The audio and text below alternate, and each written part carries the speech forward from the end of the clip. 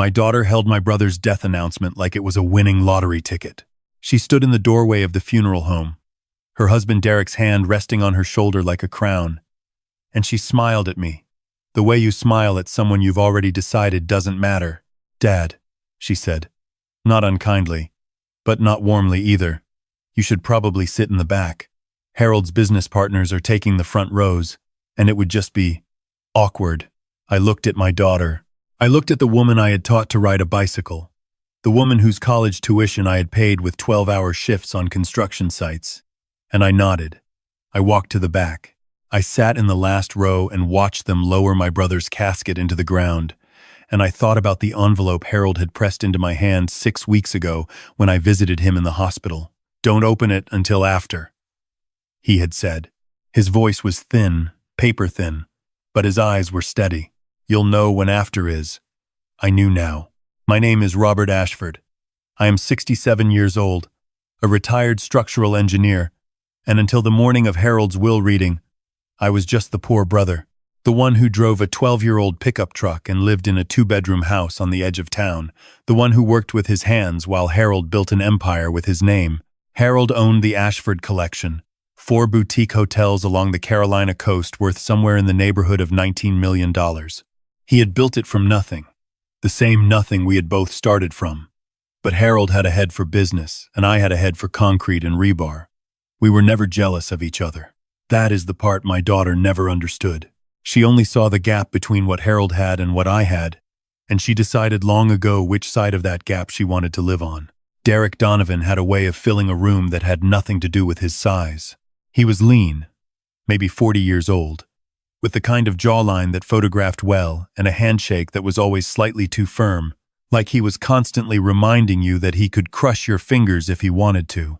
He was a real estate developer, which in my experience meant he was very good at seeing value in things that belonged to other people.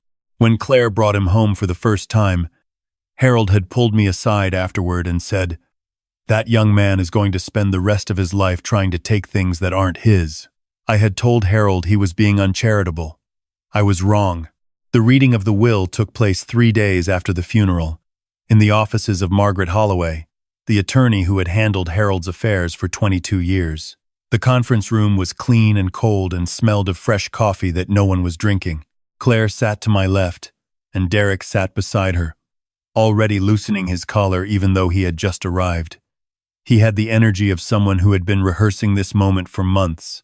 Margaret opened her briefcase with the deliberate quiet of a person who was used to rooms going still when she moved. "The estate," she began, reading from the document in front of her, "consists of 4 operating hotel properties along the Carolina coast. Combined appraised value of $14.2 million, liquid assets and accounts totaling $4.8 million, and miscellaneous personal property and vehicles, bringing the total estate to approximately $19 million. Derek leaned toward Claire and said something I couldn't hear, but she pressed her lips together to suppress a smile. Margaret continued. "To my niece, Claire Donovan, née Ashford, I leave the sum of $300,000, to be paid in full within 90 days of this reading." Claire blinked. Derek's smile disappeared. "300,000? Derek said.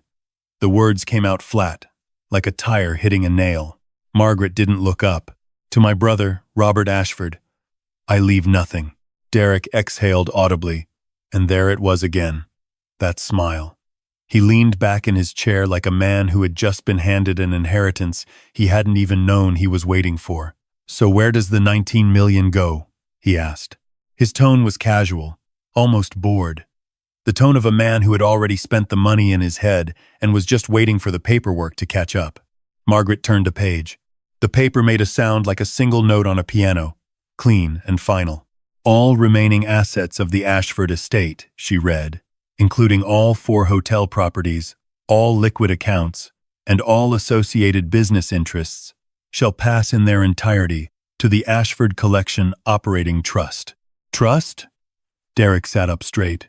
"The trust," Margaret continued, "shall be administered by a sole managing trustee with absolute authority over all decisions regarding the disposition, operation, sale, or development of the trust assets." "Who is the trustee?" Claire asked. Her voice had changed. The warmth had gone out of it entirely. Margaret closed the binder. She took off her reading glasses. She looked at me. The sole trustee with complete and final authority over every asset in this estate is Robert Ashford. The silence that followed was the kind of silence I associated with the moment just before a structural failure. That brief, eerie quiet before everything comes apart. Claire turned to look at me. Derek turned to look at me. I looked at the surface of the mahogany table and said nothing. "He can't be the trustee," Derek said. His voice was controlled, but only just. "He's a retired handyman. Harold built those hotels. Robert fixed the pipes in them. I was a structural engineer with 40 years of experience, but I didn't correct him." I folded my hands in my lap and let Margaret do the talking. "The trust document," Margaret said, "is legally binding and has been reviewed by 2 independent estate attorneys. Mr. Ashford has the full authority to operate, lease, refinance, and liquidate all trust assets as he sees fit." "And my $300,000?" Claire asked quietly. "Will be paid within 90 days, per the terms." Derek stood up. His chair scraped back against the floor. "This is a mistake," he said. "Harold was sick. He was on medication. Someone got to him, influenced him. We're going to contest this." He pointed at me, and his finger was shaking. "You did this. You were in that hospital every other day. You poisoned him against us." I visited Harold because he was my brother and he was dying. But I didn't say that. I said, "I just came to hear the will, Derek. Same as you." "You came to gloat," Claire said. Her voice was cold in a way I had never heard from her before, a tone that told me she had been practicing it, saving it for exactly this kind of moment. "You always resented what Harold had. You always made him feel guilty for being successful while you played the humble working man. And now you've stolen his legacy." I looked at my daughter. I tried to find something in her face that reminded me of the little girl who used to bring me dandelions from the backyard like they were roses. There was nothing there. She had been replaced entirely. I walked out of Margaret's office and into the October afternoon. I sat in my truck for a long time without starting the engine. I opened the glove compartment and took out Harold's envelope. I had opened it the night of the funeral, and I had read the letter inside twice, and then I had made a phone call. Now I read it again. "Robert," the letter began, "if you're reading this, I'm gone, and I'm sorry to dump this in your lap, but you're the only one I trust to do what needs to be done. I know Claire is going to be furious. I know Derek is going to try everything he can think of to take what isn't his. Let him try. You have what you need. You know what the hotels mean to me. You know what I wanted to do with them. Do it right. And Robert, be careful. Derek has been making inquiries about the hotels for the last year. He wants to demolish the Harborview property and build condominiums." I overheard his phone call from the hospital hallway when I was still well enough to walk. "He isn't grieving a family member. He is grieving a business deal that fell through. Don't let him get it. Love, Harold." I started the truck and drove home. The legal attack came faster than I expected. Within a week, I was served with a petition contesting the will on the grounds of undue influence. Derek had hired a team of lawyers, the kind with matching briefcases and a shared contempt for small-town judges. The petition claimed I had spent Harold's final weeks manipulating a vulnerable, medicated man into rewriting his estate documents. It claimed I had isolated Harold from his family during his illness. It asked the court to appoint an independent administrator to oversee the trust pending a full competency review. I called Margaret. "He's trying to freeze the assets," she said. "If the court grants a temporary hold, nothing moves until there's a hearing. That could take 4 months. What do we file?" I asked. "We file opposition," she said, "and we submit your own documentation. Your visits to the hospital are logged. The nursing staff can confirm Harold's state of mind was clear. We can depose the attending physician." "File it," I said. "And Margaret, is there anything in the trust that prevents me from doing business while the petition is pending?" She paused. "The petition only asks for a freeze on asset sales and transfers. Day-to-day operations of the hotels continue under your authority." "Good," I said, "because I have some decisions to make. The first decision was the Harborview property. It was the oldest of Harold's 4 hotels, a 3-story white clapboard building with a wraparound porch that sat 200 yards from the water. Harold had bought it in 1987 for $400,000 and had refused every offer to sell it for 30 years. Derek wanted to demolish it and build a 12-story condominium tower. I had seen the development proposal in Harold's hospital room, tucked between medical bills and insurance forms. Derek had been pushing it for 2 years, using Claire as the messenger, sending her to Harold with glossy renderings and optimistic profit projections. Harold had refused every time. I drove out to the Harborview on a Tuesday morning and walked the property alone. I walked the porch. I walked the kitchen. I walked the basement where the original boiler from 1962 was still running because I had rebuilt it 3 years ago on one of my visits. Harold always said the hotel was old, but it was old in the way things are old when they are cared for. Solid and dependable and warm. A man named Curtis had been managing the Harborview for 11 years. He was 51 years old, and he ran the place with the quiet competence of someone who understood that the work mattered. He met me in the lobby with a handshake and the kind of expression that told me he had been watching the legal news with some anxiety. "Your brother told me you'd come," Curtis said. "He told me about a month before he passed.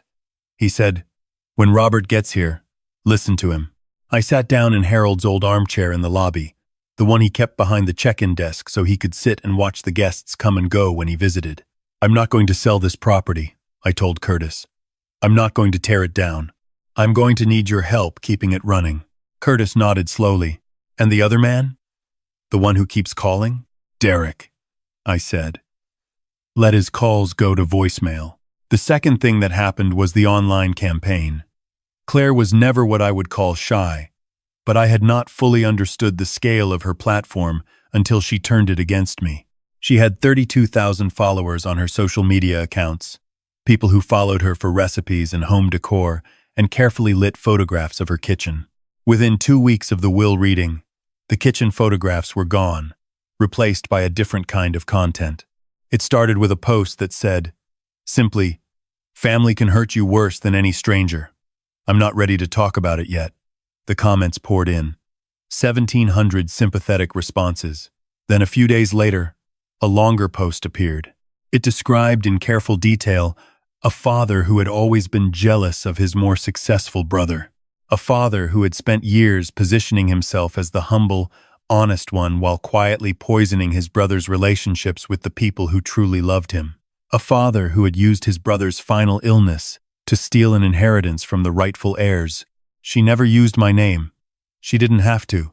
Derek shared the post and added his own comment. "Harold deserved better. We are pursuing every legal option available." I read the post sitting in my kitchen at 6 in the morning with a cup of coffee. I read it twice. Then I read the comments. The ones calling me a manipulator, a thief, a vulture. There were comments from people I had never met in cities I had never visited. People who knew nothing about Harold or the hotels or the 43 years I had spent as his brother. People who had read 3 paragraphs and decided they understood everything. I closed my phone. I drank my coffee. I thought about what Harold had said to me once when a building inspector tried to reject one of his construction permits on spurious grounds. "Robert," Harold had said, "a building stands or falls on its foundation. A man is the same way. If your foundation is solid, let them talk." My foundation was solid. I had nothing to apologize for, so I didn't respond to the post. I didn't call Claire. I didn't ask Derek to take the comment down. I let it sit. What I did instead was spend 3 days at the county records office, pulling property filings. I pulled every transaction Derek Donovan had been involved in over the past 7 years. I was a structural engineer. I knew how to read a document, how to follow a load path, how to trace a crack back to its source. What I found was not subtle. Derek had a pattern. He found properties tied up in family disputes, used the litigation to drive down the appraised value, then swooped in with a lowball offer once the family was exhausted and broke. He had done it 4 times in 3 counties. The 5th property he had been targeting was Harold's Harborview. I made copies of everything. I put them in a folder. I gave the folder to Margaret. "What do you want to do with this?" she asked. "Nothing yet," I said. Keep it. We'll know when to use it. The competency hearing was scheduled for a Thursday in November. Margaret had assembled an impressive case. Harold's attending physician, a careful man named Dr. Brennan, had agreed to testify about Harold's mental state in the weeks before his death. The nursing staff had signed affidavits. Margaret had tracked down 2 of Harold's business partners who had visited him in the hospital and were prepared to describe in detail the clarity and specificity of his thinking. Derek's lawyers had their own witness. They had found a man named Dr. Clifford, a retired psychiatrist who claimed, based on a review of Harold's medical records, that Harold had displayed signs of cognitive impairment consistent with dementia in his final months. Dr. Clifford had never met Harold. He had never visited the hospital. He had reviewed a file that Derek's lawyers had assembled from medical records obtained through a process that Margaret was already preparing to challenge. The night before the hearing, my phone rang at 10:30. It was Claire. I answered on the 3rd ring. I said hello and waited. "Dad," she said. Her voice was different. The performance quality was gone. "Dad, Derek told me something tonight. He told me he's been talking to investors about the Harborview. He told them the sale is going through. He already promised them a deal." I said nothing. "He told them," she said, and her voice cracked slightly, "that Uncle Harold's trust was going to be dissolved, that the assets were going to be liquidated, that he would have controlling interest within 60 days. She paused. "Dad, I didn't know he was telling people that. I didn't know he was making promises he hasn't kept yet." "Claire," I said quietly, "why are you calling me?" The silence lasted a long time. "Because he told me to keep you busy tonight," she said. "He told me to call you and keep you on the phone. He said he needs you distracted." Another pause. "I don't know what he's doing, Dad. I don't know. And I'm scared." I thanked her. I hung up. I called Margaret. I told her to have the security firm that monitored Harold's properties put all 4 hotels on high alert for the night. Then I called Curtis at the Harborview and told him to check every door, every lock, and to call me if anything felt wrong. At midnight, Curtis called me back. "There's a man outside," Curtis said. "He's been sitting in a car in the parking lot for an hour, and there's another car parked on the service road behind the property. I don't recognize either vehicle. Call the police," I said. "Don't confront anyone. Just call the police and tell them you have suspicious vehicles on private property." The police arrived. They found 2 men. One was a private investigator Derek had hired to document anything that could be used to support the undue influence claim. Photographs of me at the property. Any conversations he could record. The other man was harder to explain. He worked for a development company with ties to Derek's investors. He was photographing the structural elements of the building, making a demolition assessment on a property that wasn't Derek's to demolish. Margaret had the police report by 8 the next morning. She walked into the competency hearing, with it in her hand, and the expression of a woman who had been waiting for exactly this kind of gift. The hearing did not go the way Derek's lawyers had planned. Dr. Clifford was qualified, but he was also unprepared for Margaret's cross-examination, which established in careful detail that his review of Harold's records had been filtered through the same legal team that was paying his fee, and that 3 of the records he claimed demonstrated cognitive decline were from a hospitalization 4 years before Harold's death for an unrelated procedure. Dr. Brennan's testimony was clear and specific and impossible to dismiss. The nursing staff's affidavits were consistent. Harold Ashford had been of sound mind and deliberate intention when he established the trust. The judge denied the petition. The freeze was lifted. The trust stood. Derek did not take it quietly. He filed a second petition the following week, this one claiming financial mismanagement on my part, alleging that I had refused to operate the hotels in good faith and was deliberately running them into the ground to spite my daughter. I had been trustee for 6 weeks. The hotels were fully operational, fully staffed, and showing a modest increase in bookings for the upcoming holiday season. The petition was thin, and Margaret said so, but filing it created noise, and noise served Derek's purpose, even when it didn't succeed. What broke the stalemate was a sound. Harold had owned an old mantel clock that had sat in the lobby of the Harborview since 1989.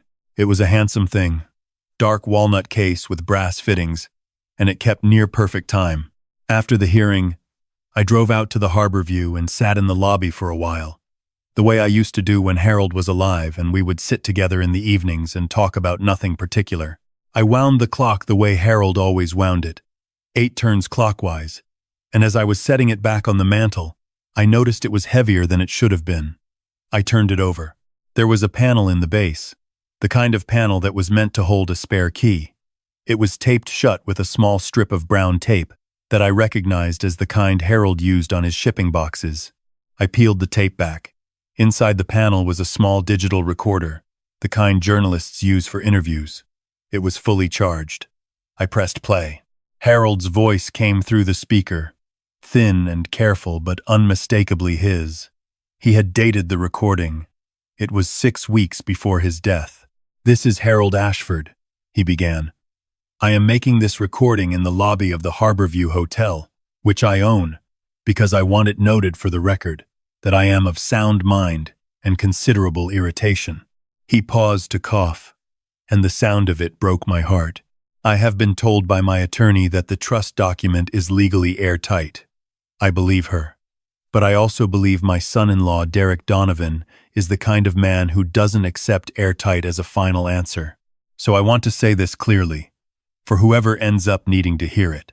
Derek Donovan approached me in the spring of last year with a development proposal for the Harborview property. When I declined, he came back through my daughter, which I suspect he had been coaching for some time. When I declined again, he tried a different approach. He hired a man to file a formal complaint with the State Hotel Licensing Board, claiming the Harborview had unresolved code violations. The violations were fabricated. I know this because my brother Robert inspected the property personally and found nothing. The complaint was withdrawn when the licensing board found no evidence, but the process cost me 2 months of legal fees and considerable aggravation. He paused again. "Derek is not a grieving family member.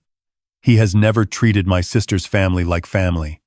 He has treated them like an access point to my assets. I am leaving this recording because if he contests the trust, you will need to know why I built it the way I did. And if he does something worse than contesting it, you will need to know who is responsible." He stopped. Then he added, more quietly, "Tell Robert, I'm proud of him. I always forgot to say it when I was alive." The recording ended. I sat in the lobby of the Harborview for a long time. The clock ticked steadily on the mantel. Outside, the light off the water was the particular gray gold of a Carolina November, and the gulls were making their noise over the dock, and it was quiet in the way Harold's hotels were always quiet, peaceful, rather than empty. I called Margaret. When I played her the recording over the phone, she was silent for a moment.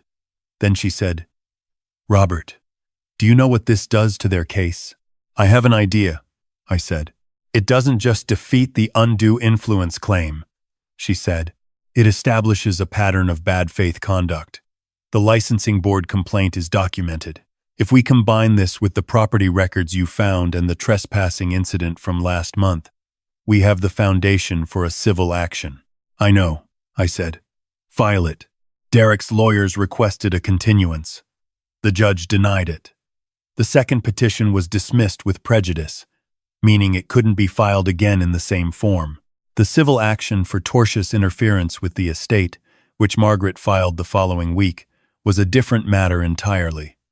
It moved through the system slowly, but it moved. What happened next was not something I had planned, but it was something I had perhaps expected. Derek came to see me.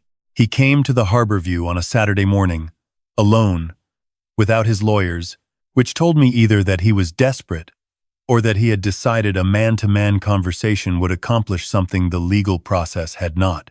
He was wearing a jacket that was too light for the November wind off the water, and he stood in the doorway of the lobby with his hands in his pockets and asked Curtis if he could speak with me. I told Curtis to let him in. Derek sat across from me in the 2 armchairs near the front window. He looked at the water for a moment. The wind was pushing small whitecaps across the surface. He looked like a man who had rehearsed what he was going to say and had now forgotten all of it. "I want to talk about ending this," he said. "I'm listening," I said. "I want to make an offer." Fair market value for the Harborview. Appraised by a third party you choose. You keep the other 3 properties. You keep control of the trust. And we both walk away from the litigation. I looked at him. I thought about Harold saying, that young man is going to spend the rest of his life trying to take things that aren't his. No, I said. Derek's jaw tightened. That's not reasonable, Robert. I'm offering you a clean... The Harborview is not for sale, I said. None of the properties are for sale. That's not what Harold built them for. Harold is dead, Derek said, and his voice was harder now, the civility wearing off like paint in weather. What he wanted doesn't matter anymore. What matters is what makes financial sense for the people who are still alive. My daughter is still alive, I said, and she's entitled to $300,000, which Margaret is preparing to disperse next month. Beyond that, the trust is managed according to Harold's intentions, not yours. He stood up. He straightened his jacket. You think you've won something, he said. You haven't. You've got 4 old hotels and a legal bill, and a daughter who hates you. That's your inheritance. I stood up too. I was 6 feet tall, which I had never particularly noticed before. But I noticed it now because Derek was shorter than me, and the look on his face when I stood told me he had also noticed it. Derek, I said. My brother built these hotels with the intention of eventually converting them into a vocational training center for people who age out of foster care. He had the architect's plans drawn up 2 years ago. He didn't get to do it while he was alive. I'm going to do it for him. I walked to the door and opened it for him. When the time comes, I hope Claire will want to be involved. But that invitation doesn't extend to you. He left without another word. The civil case was settled 8 months later. Derek's development company paid a judgment of $240,000 for tortious interference and related misconduct. It was not a transformative sum, but it was, as Margaret put it, a public record of exactly who Derek Donovan was. Claire called me 3 weeks after the settlement. It was a Sunday morning, early, and I was sitting on the porch of the Harborview with a cup of coffee watching the light come up over the water. It was the kind of morning Harold had loved. She didn't start with an apology, which I respected. She was never good at apologies, and I had never expected them from her. She said, Dad, I want to know what you're building. I want to understand what Uncle Harold wanted. I told her about the architect's plans, about the foster youth program, about the training curriculum Harold had been outlining for years, hospitality management, kitchen operations, facilities maintenance, the real skills of running a place that takes care of people. I told her I needed people who knew how to communicate, how to build relationships, how to make guests feel welcome. I told her she was good at all of those things, even when she was using them for the wrong purposes. She was quiet for a long time. I didn't know about the licensing board complaint, she said. He told me he was just exploring options. He told me the hotels were underperforming and that he was trying to help. She paused. I believed him because I wanted to believe him. I wanted the money to be simpler than it was. I know, I said. I said terrible things about you. Online. I let people believe. Claire, I said. Harold told me to break you if I had to, and build you back up after. I don't think it needs to go that far. But I need to know if you're willing to do the work. She said she was. I don't know whether to believe her entirely. And I am old enough to know that trust is not a switch you flip, but a structure you build slowly, load by load, tested over time. But she came to the first planning meeting for the Harborview conversion, and she sat at the table with Curtis and the architects and the nonprofit director I had brought on to run the program, and she listened more than she spoke, which was itself a kind of progress. The renovation began in the spring. We kept the wraparound porch. We kept the boiler, which I rebuilt again, because it worked, and it was mine, and some things deserve to last. We put the first cohort of 12 young people through the program in the fall, and 3 of them are still working in the hotel operation today, learning every system in the building, from the pipes in the basement to the windows in the guest rooms. Harold's clock is still in the lobby. I wind it myself, 8 turns clockwise, every Thursday morning before I do anything else. The sound of it keeps the time honest. I am 67 years old. I drive the same truck. I live in the same house. I have not become wealthy, which was never the point. The point was to do what Harold asked, which was to protect what he built from the people who saw it only as something to demolish, and to turn it into something that helps people learn to stand on their own. There is a lesson I learned from 40 years of building structures that hold weight. The strongest thing in any building is not the most expensive material. It is the joint where two things are properly connected. Everything else is ornament. The work is in the connection. Harold knew that. He spent his whole life trying to teach it to the people around him, and most of them were too busy looking at the square footage to hear what he was saying. I heard him. I have always heard him. And now, finally, I have the means to prove it. If you believe that what you build for others outlasts everything you build for yourself, hit that like button and subscribe. I read every comment, and I want to know where you're watching from.